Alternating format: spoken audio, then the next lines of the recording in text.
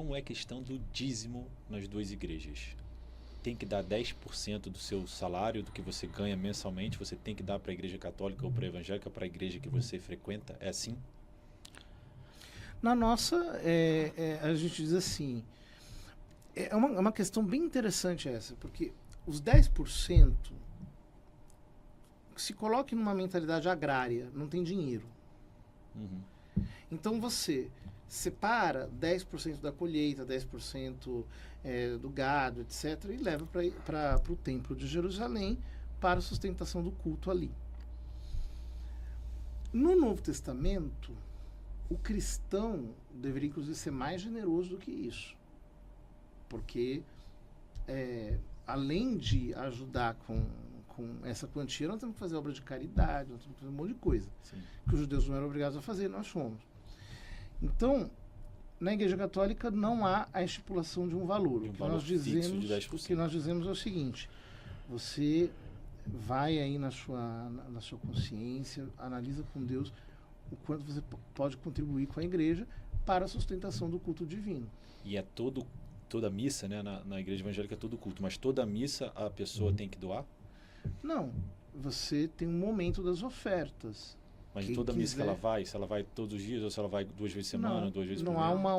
Não há uma obrigatoriedade, não. Como é que é na igreja evangélica?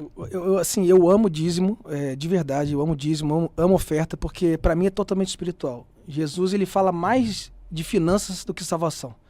Então, para você ver, mas por que? Porque ele precisa de dinheiro? Não, ele é o dono. Então, assim, não é que ele precise, é para a gente aprender a saber administrar o que é nosso. Então, o Pai está ensinando a gente a administrar. Então, o dízimo é totalmente a representação da gente aprender a administrar, ser obediente e ser fiel, ter fidelidade. Porque quando você aprende a administrar o que você tem, o que você faz? Você não perde, ainda você consegue multiplicar. Então, a obediência, Deus sempre mandou. Toda palavra de Deus é uma voz de Deus. Está tudo escrito, é uma voz. Então, a palavra no original, quando Deus fala ouvir, a palavra Shema, quer dizer, Shema Israel, é como se fala assim, ouve e obedece. Então, não era para a gente ter dúvida, era para a gente obedecer. Então, quando Deus ensina sobre dízimo, ele está falando assim, obedece. Eu estou te falando para você obedecer. Por quê? Porque Deus está nos ensinando a administrar o nosso dinheiro. Para que a gente entenda e saber não perder ele, mas confiar aquilo que Deus deu. Por que as pessoas não dão dízimo? Porque não reconhecem o senhorio. Quando você reconhece o senhorio, você sabe que você... Mas tem um valor específico na igreja? 10% do dízimo. É 10% do seu salário? 10%. Que você ganhar no mês. Não é só o salário, que tudo que você recebe. Sim. Entendeu? As pessoas até confundem isso. Não é 10% do seu salário que você ganhou, vamos dizer, num clube. Sim. É 10% do que você recebe, porque às vezes você pode ter investimentos. Então, aí já a oferta é um investimento. Por quê? Porque você crê... Existe a diferença do dízimo e da oferta. Existe. Existe a diferença entre dízimo e oferta. São vários tipos de oferta. Sim. Então, assim, eu amo o dízimo, amo a oferta. Tem muitas coisas maravilhosas para falar sobre isso, né, e pessoas que vivem isso. Então, Deus está ensinando a gente a administrar. Por quê? Quando a gente entende o senhorio do que ele é. Se ele é o dono, por que a gente tem medo de perder? E sabia que uma estatística, eu estava vendo, acho que foi até semana passada, 73% das pessoas no Brasil estão endividadas. Um país cristão? Por quê? Porque não entende a administração, não entende o poder das finanças. Não o poder do dinheiro, das finanças, porque o poder, o amor ao dinheiro, não é o dinheiro, amor ao dinheiro. Mas também tem o fato que aqui no Brasil não se paga salário justo, né? Não, tudo bem, é outro caso. Mas tu falando assim, quando você vai no espiritual, né? Tipo assim, enfim, se a gente for entrar em política, essas coisas, né? Infelizmente a gente vai... Não, sabe por que eu digo isso, pastor? Só para um entendimento. Por exemplo, às vezes eu tenho um paroquiano que tem 5 filhos e o salário dele tá ali. Se eu disser para ele, você é obrigado a dar 10% para mim, eu estou sendo cruel com ele. Sim. Porque ele não ganha um salário justo para sustentar aquela família. Num país com o nível de desemprego que a gente tem, a gente precisa ter um pouco de cuidado, né? Então, essa pessoa, talvez ela vai poder dar um dízimo muito, muito pequeno. Mas é aquela, sabe, a cena do evangelho da viúva lá do gasofilagem. Que ela deu 2 moedinhas que talvez não foram nem contabilizadas. Sim. E ele diz, olha, deu tudo que tinha. Sim. Então, é diferente de uma pessoa que tem, sei lá, recebe um salário muito bom, que ela tem rendas muito boas, ela pode dar, ela não é generosa. Aí é diferente. Agora, no Brasil, a gente vive um país muito desigual. Há muita desigualdade. E é uma coisa muito estrutural. E eu digo isso porque existem algumas confissões cristãs que abusam muito disso. Parece um leilão. Eu sinto isso, então eu vou dar um depoimento meu sobre isso, que eu tive a oportunidade de conhecer várias igrejas, a maioria delas evangélicas. E na maioria delas, eu não me sentia à vontade de doar um dízimo, doar uma oferta, ou fazer até uma doação de oferta, porque dentro da igreja eu não sentia que eles iriam usar a minha doação, a minha ajuda para coisa certa. Então, eu tive esse sentimento. Infelizmente, acontece isso. Deve acontecer na igreja católica também, não sei, mas na igreja evangélica acontece de uma forma que você entra na igreja e você vê uma foto muito grande do Pix. Para você já, automaticamente, você está entrando na igreja, buscando Deus, você vê um Pix, as informações do banco, fala assim, peraí, isso aqui é um banco. Mas isso é uma coisa diferente da igreja católica, porque tipo, você não vai ver um padre comprando uma Ferrari, usando um Rolex, isso não existe, você faz voto de pobreza. Não sei se eu tô certa, padre. Um católico, por exemplo, se eu chegasse isso com não um existe, negócio entendeu? com um carrão, os meus paroquianos iriam ficar escandalizados. Tipo, é até um tipo de afastamento, talvez, não? Tipo, nenhum padre pode usar o dinheiro da igreja como ele quer, ele usa para obras da igreja. Legal. Na igreja evangélica existem pastores que têm grandes carros, relógios maravilhosos e tal, e a gente se pergunta, como aconteceu lá em Reis, para onde está indo, né, a minha ajuda? Você veja, é que também, como eles pegam a prosperidade financeira, como é que ele vai chegar lá com uma roupa barata e um carro popular? Então, dentro dessa lógica, as igrejas que exploram muito a teologia da prosperidade, tem um carrão, eu já vi pregações que, olha, eu tenho um iate, Deus vai te dar um iate. Exato. Agora, acho que o ponto aqui é o seguinte: nós, por exemplo, a gente não fica pedindo dinheiro, né? Tem lá o momento das ofertas, quem quiser dar, de vez em quando a gente faz um aviso, um lembrete. Eu nunca vi na igreja pedindo ou falando sobre isso. Só que uma das coisas que eu mais percebi na minha vida é que os pobres são mais generosos do que os ricos. Então, é impressionante.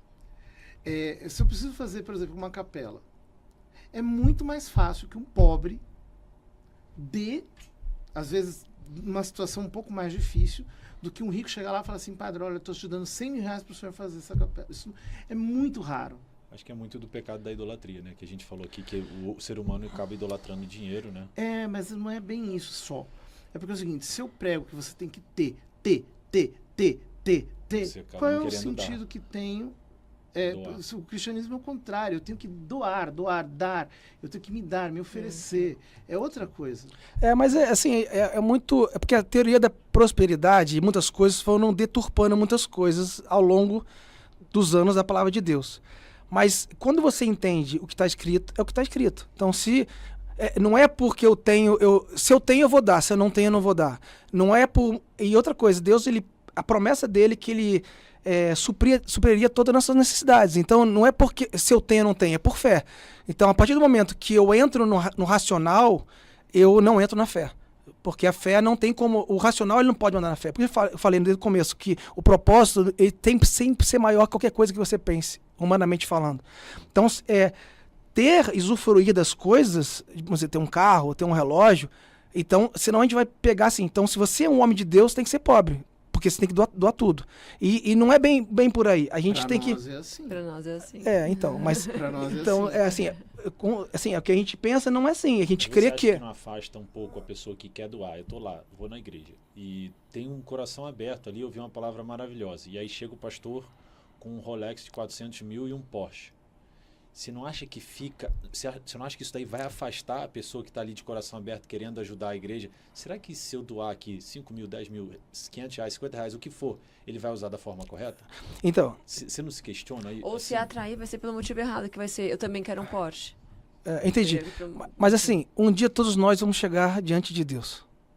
A verdade é essa. Então, eu não posso julgar porque assim, tem vários casos. Sim. Um cara, tipo um desse, com um Porsche e um Mas você acha que Rolex... isso não afasta o cara que quer ajudar ali e vendo que o pastor tá usufruindo de uma vida que, se a gente está num país que é o Brasil hoje, que a gente sabe que a maioria da população vive na miséria, vive com menos de um salário mínimo, e o cara tá usando um relógio de 400 mil, 300 mil reais, que seja, para pregar a palavra de Deus, você não acha que ele deveria ter uma atitude pelo menos um pouco diferente nesse sentido?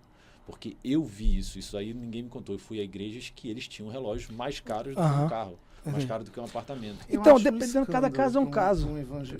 Para quem é cristão, isso é um escândalo. Porque, veja, por que raios eu preciso de um relógio de 400 mil reais?